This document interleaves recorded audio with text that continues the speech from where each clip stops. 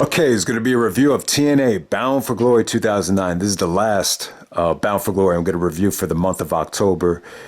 But yeah, probably the weakest Bound for Glory so far up to this point. They did about 2,400 in attendance. This was from Irvine, California. Kind of promoted it as Sting's hometown. You got this awesome looking cover with Sting on the cover. Maybe give you some ideas, last second Halloween ideas. Maybe you could be Sting for Halloween tonight. But yeah, man, this was a really fun show. It was still fun. I still think there was a lot to like about it. You know, going back and watching these Bound for Glories, it just brings back a lot of good memories, a lot of bad memories. But, you know, the one thing I got to give TNA credit for is they were kind of, you know, this was the company that really got a lot of people into Ring of Honor. You know, a lot of the talent did work for both companies. And I think a lot of people started watching TNA first. I started watching TNA before Ring of Honor. I mean, I knew about Ring of Honor before TNA, but you know, the first TNA DVD I bought was like Christmas 2005. So I got to give TNA credit. You know, they still hold somewhat of a special place in my heart, even though, you know, the negative kind of does outweigh the positive in some regards. But let's just get right down to it. Let's end this Bound for Glory series. And first match of the night. We got the Ultimate X match for the TNA X Division Championship. So the Motor City Machine Guns had to beat Lethal Consequences in the pre-show to jump into this match. This was good stuff. And I think that's one of the complaints with, even now, like when you see these cards, it's like, man, they threw too many X Division guys into the opener. But this, they kind of narrowed it down to just like a select few. So you had the Amazing Red. I totally forgot that the Amazing Red had a comeback in TNA. So he's the champion here, with Don West, believe it or not, to take on Alex Shelley, Chris Sabin, Christopher Daniels, Homicide, and Suicide. I believe Suicide is actually Frankie Kazarian. I want to assume this too. I want to say that Daniels actually played Suicide from time to time. You know, you could have got away with either one playing it, but yeah, this was awesome stuff. This was the match of the night. It's not the best Ultimate X match ever, but in some ways, I think it definitely has the most unique feel. Obviously, you got to remember it for just that one spot, but yeah, I just thought all these guys looked awesome here. This was just amazing stuff.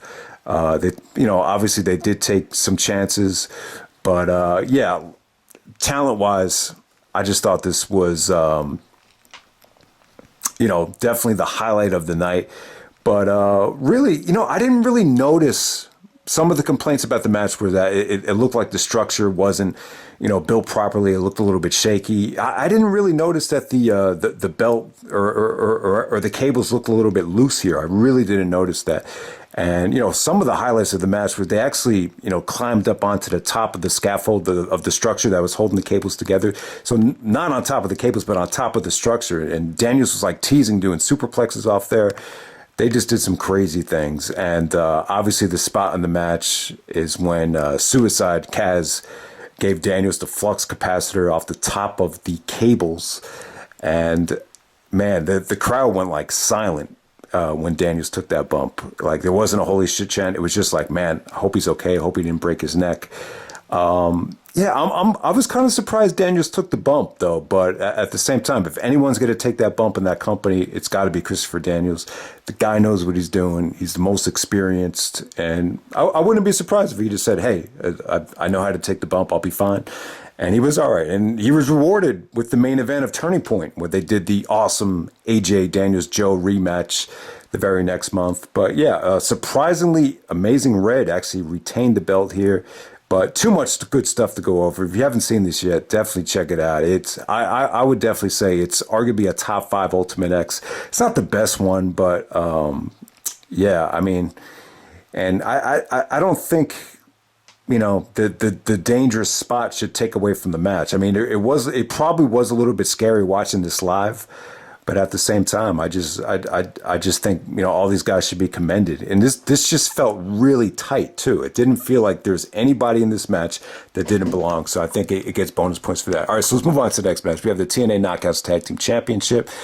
They shouldn't have brought they shouldn't have made a championship for the Knockouts. I think that was actually a big mistake. And the Beautiful People's promo here was actually, it felt like it was longer than the actual match. So you got the beautiful people of Madison Rayne and Velvet Sky challenging Sarita and Taylor Wilde for the Knockouts Tag Team Championships. I was not a big fan of this. This was just very short. I mean, just kind of told you that they didn't have enough confidence to have the beautiful people go out there and wrestle. I will say this, Sarita and Taylor Wilde actually looked like a team just from their attire, their professionalism. I thought they actually looked fine, but it didn't get enough time to really, it didn't really belong on the show. That's what I'm trying to say. All right, so next up you got a three-way dance for the Legends Championship. Almost forgot about this championship. You got Kevin Nash, who came clean and just said he's only wrestling for the money to take on Eric Young and Hernandez. I guess Eric Young and Kevin Nash made a pact to work together here. You got there's all these different stables going on that I just don't even remember that well. I think there was a British stable, there was a world stable. And so Eric Young is actually working for the world stable here. So you have all that stuff going on there. I can't even talk about it because I don't remember which guy was in what stable. But Eric Young was in one of these. I think he was in the same stable as the British Invasion, if I'm not mistaken. But bottom line is here, Eric Young actually turns on Kevin Nash. Nash is going for the jackhammer to Hernandez. And as that's going on, Eric Young just kind of throws Hernandez into Kevin Nash. Nash kind of buckles, and Eric Young gets the cheap heel victory. The match was interesting. It was kind of an odd combination, especially seeing Nash in this match with him and Eric Young working together. Really, really weird stuff. But, Hernandez actually looked good out there. And this was just, really just, I don't know. I mean, it was just, I think interesting is the best word to use for this combination. Just a unique combination right here. But not a great match at all. So let's move on to the next match. We got the Full Metal Mayhem for the TNA and the IWGP Tag Team Championship. We got the British Invasion of Brutus Magnus and Doug Williams, who are the IWGP Tag Team Champions, taking on Team 3D, taking on the Main Event Mafia of Booker T and Scott Steiner, taking on Beer Money, James Storm, and Robert Roode. And yeah, this was kind of a mess, but there was a lot to like about it. Booker T actually got taken off in a stretcher. This was his last TNA match, I believe. He didn't sign a new deal with the company, so they wanted to write him off. And the story of the match is just Scott Steiner. Scott Steiner giving everybody belly-to-belly suplexes, T-bone suplexes, the Frankensteiner off the top rope through a table. I mean, Scott Steiner, it looked a lot better here than it did at Royal Rumble 2003, so I don't know what he was smoking, but this was kind of a, Scotty Steiner just kind of, sucking it up and, actually giving a great effort, believe it or not. So, yeah, I thought, Steiner was probably the most memorable thing of this match. I thought the match was a little bit sloppy. It is a ladder match, and you definitely had some really, really entertaining things going on here, but ultimately ended with, I believe it was Robbie Brookside helping the British Invasion win both tag team championships. So they're the IWGP tag team champions, and then they kind of use it as a bridge to become the TNA tag champs. So yeah, not a great match, kind of a clusterfuck at times, but at other times, you just had pretty good drama out there. They did get time to develop a rhythm. But, what really took away from the match for me more than anything is just the constant shots of Booker T overacting on the stretcher. So, and then next up, we got ODB taking on Awesome Kong and Tara, three-way dance for the TNA Knockouts Championship. All right, I thought this had potential in the beginning. I just thought in the beginning, it felt competitive. It really did. It felt like they were going to have a serious, just really, really competitive matchup. ODB actually looked pretty good out there, to be honest with you. I'm not a huge ODB fan, but she's kind of like a female Jay Briscoe or whatever you want to, or a female Steve Austin, whatever you want to call her. But yeah, what really hurt this match was Tara. Tara is actually Victoria, from the WWE, and she looked distracted by something, man, and it really just took away from the match for me. I don't know what the hell was going on. And then you had Raisha Saeed screwing over Awesome Kong after 2 years, and ODB gets the victory there. Yeah, it wasn't a big. I just feel like they botched this whole thing. This was a chance to be. It felt like it was going to be something good, but it just wasn't. All right, so next up, you got Bobby Lashley taking on Samoa Joe. This was a submission match. They billed this as MMA versus TNA. Yeah, was not a big fan of this. Lashley was not over. I just think the fans could see right through him. I think Lashley is just a terrible heel. I really think he is. I think he's much suited to be a babyface. Here he was a babyface, but the fans just really weren't into him. And, they built it up quite nicely with a lot of training packages with Lashley and Joe. But yeah, I think TNA management took a lot of heat for just the way this ended right here. Joe and Lashley were actually having a good match. I found it pretty engaging. You could tell Joe was worried about a little bit of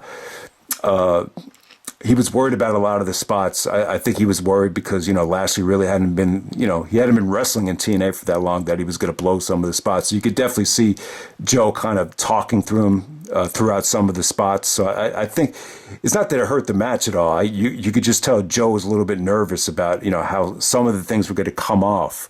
But, I thought this was pretty engaging stuff until the finish. But Lashley had... I want to say it was more of an arm breaker. It could have been a headlock. And all of a sudden, the referee just kind of called for the bell. It didn't look like Joe passed out, but they kind of billed it as Joe passed out. He didn't tap out. He just passed out. Awful finish. Awful way to utilize a great talent by Samoa Joe. But at this point, though, I think they already dropped the ball with Joe. And, Joe really wasn't, at the top of his game anymore. So I don't think people lost sleep over it. But at the same time, I don't know.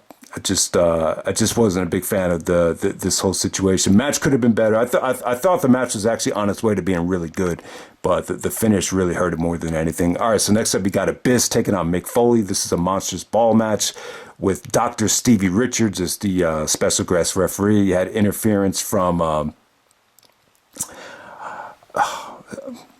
Daphne interfere and take a table bump into the barbed wire. That really didn't get my attention here. I just could not get into this match. I didn't think the match was bad. I could see why people thought it was entertaining because you had, Abyss taking bumps into the tables and you had, Foley taking a chokeslam into the barbed wire. They were teasing the thumbtack. I guess Abyss wasn't allowed to use the thumbtacks here. So, and then I didn't even notice it, but apparently the blade job that Abyss did was fake. I did not even notice that. But, yeah, you know what? The whole time the match was going on, I just kept saying to myself, man, how did Foley get in this position? How did we go from that awesome Hell in a Cell with Triple H, ending Mick Foley's career to Foley deciding to wrestle in TNA against Abyss? I get the appeal. I think Abyss... There's a lot of similarities with Abyss and Mankind, when you think about it. Obviously, the different styles. Apparently, Abyss is actually a producer for WWE, and Vince McMahon loves him now. Would have never known that, so that's definitely interesting. But I just think Foley's return to wrestling. It's just one of those things where he's kind of the poster boy for the wrestler that just doesn't retire. But, I understand what Foley was going through. Obviously, he's got a family. I remember when the economy, it got hit hard in October of 2008. I'm sure Foley probably lost a lot of money with whatever investments he made. So, he just had to do what he had to do. Not everyone could just morph into a different career situation and be just as successful. So I understand, I understand it from Foley's standpoint, but it just, it's as someone that was a huge Foley fan, back in the day, I just couldn't stay engaged throughout the whole thing. And next up, you got Kurt Angle taking on Matt Morgan. This is the biggest match in Matt Morgan's life. Very interesting that they had Angle face Morgan here. You would have liked to have seen Angle in the main event or Angle go up against someone of a higher caliber talent. But yeah, Matt Morgan, pretty likable guy, I have to say. He had a good attitude. He trained hard for the match. And I know people had mixed feelings on Matt Morgan because, he's a big dude. He's 7 feet tall. When you're that big, it's tough. It's especially in this climate right now, even back then. People just had different standards of, what to expect out of, the competition at the time. So I think Morgan was under a microscope to a degree, but Angle carried him to a great match. He really did. Angle brought his A game. Angle turned babyface after the match. The babyface, the main event Mafia was done with. And but Morgan looked good though. Morgan tried to wrestle this match like he was more of a athletic wrestler than a dominant big man. He did have that one spot where he kind of backed Angle into the corners and started giving him consecutive elbows. I like that about him, but for the most part, he just tried to he tried to beat Angle with his strength and with his speed, and it just didn't work. Angle had a counter for every choke slam, every power bomb. There were some beautiful choke slams into the ankle lock from Angle. Angle's definitely at the top of his game here, as he would win this match, turn babyface, and then face Nigel McGuinness, aka Desmond Wolfe, heading into Turning Point. Would have been awesome if they did the Nigel stuff in time for Bound for Glory, but it just wasn't to be. But yeah, I mean, this is the best match Matt Morgan's ever had, and it's kind of give bonus points to Kurt Angle too for carrying someone that never really had a great match to a great match. That's one of the signs of someone that's a greatest of all time caliber wrestler. So I think this match sticks out like a sore thumb on a top 100 Kurt Angle matches list or whatever. So, and then the main event, we have AJ Styles versus Sting, TNA World Heavyweight Championship match. Sting going for another championship at Bound for Glory. They really tried to make Sting like like this was his WrestleMania, like they did for Hogan, where you have Hogan main event every WrestleMania, headlining, main eventing, WrestleMania after WrestleMania. This is like Sting headlining, main eventing every Bound for Glory after Bound for Glory after Bound for Glory, trying to take that promo from The Rock. But yeah, man, this was cool, man. AJ versus Sting. I think what hurt it more than anything is the finish. The finish was just flat as hell. That's one of the things you notice about a lot of the Bound for Glory. It's just really, really flat finishes. But yeah, AJ and Sting was awesome here. And people have mixed feelings on this. People thought the main event, just never got going. Then there's other people that will put it in a top 5 TNA matches of all time. I understand it from a spectacle standpoint. In some ways, this is like the Andre versus Hogan of Bound for Glory matches, TNA matches, whatever you want to call it. But to say that the match did not deliver, I would definitely not agree with that. I liked a lot of what they did here. There were some beautiful counters to the Scorpion Death Drop between AJ and Sting. It just came off really good. AJ had a beautiful counter for it. Ultimately, Sting actually ended up hitting the Scorpion Death Drop. Then you heard a huge "This is Wrestling" chant. You heard "You Still Got It" chants for Sting. Sting actually busted out the Marufuji clothesline where he beat AJ to the spot after bouncing off the ropes. I like that. There was actually a Stinger splash into the guardrail where Sting got shaken up. But ultimately, AJ wins the match with a springboard splash, and it just came off like, come on, you couldn't have thought of a better finish to that? Maybe a Styles Clash off the top rope, maybe a reversal of something else into a Styles Clash, maybe even AJ winning with the heel lock would have been a better option. I don't know, man. I don't think you could argue this is the best Sting match at Bound for Glory. I just don't think you can. I think out of the 4 Sting matches at Bound for Glory, I think by far the best one is the Kurt Angle one, even though Nash's interference really annoyed the shit out of me. But yeah, a lot to like here with the AJ Sting match, but that finish just really was really tough to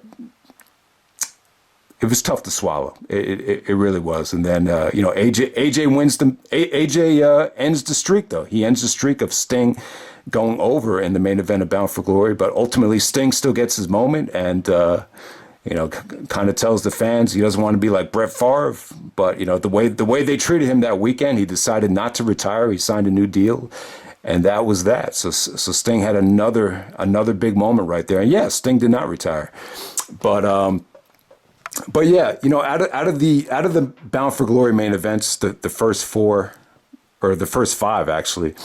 I would definitely say Kurt Angle versus Sting was the best Bound for Glory main event. The very next one was Angle, Mr. Anderson, and Jeff Hardy. I thought that main event was actually fun, but most people look at that negative because of the Hogan heel turn and the Jeff Hardy heel turn. I forget what the name of that stable was, but yeah, the aftermath kind of overshadows how good that triple threat match was. Angle versus Rude. Angle just did a whole video, documenting that match, and he said that he was so hurt that he couldn't even walk. He had a torn hamstring. And but yeah, the match was still great. But that's another match where the finish was just so bad that it just deflated everybody with Angle going over. So yeah, Angle versus Rude. I think a lot of people look at that very negatively. Jeff Hardy and Austin Aries is probably, you could probably argue that as one of the better main events. That's when I stopped watching TNA when Jeff Hardy went over. That was like the final straw for me, and I think that was a bad decision. And I think I proved myself right. And all those different times when Jeff Hardy, showed up late or showed up fucked up for a main event or whatever. But yeah, the other main event I saw was AJ versus Bully Ray. I saw that main event at Bound for Glory 2013, which is really good. That was another good one. There was a lot of creativity in that match from what I remember. But yeah, when it's all said and done, I definitely think you could argue that Christian and Josh Alexander was definitely the best Bound for Glory main event. I think, the atmosphere wasn't what, this atmosphere was or a lot of the other atmospheres were. Obviously, Impact doesn't have, that big of a fan base anymore. But yeah, that main event was great. But at the same time, I just think the pay-per-view as a whole, especially with Moose kind of cashing in a WWE-like way, I don't think the pay-per-view is really what it needed to be. I thought they had a lot of momentum, and maybe that was a good chance to really, bring in some new fans. I just can't see people ordering a Josh Alexander versus Moose main event, but I understand they did what they had to do, and maybe they felt like that was the best way to keep people engaged.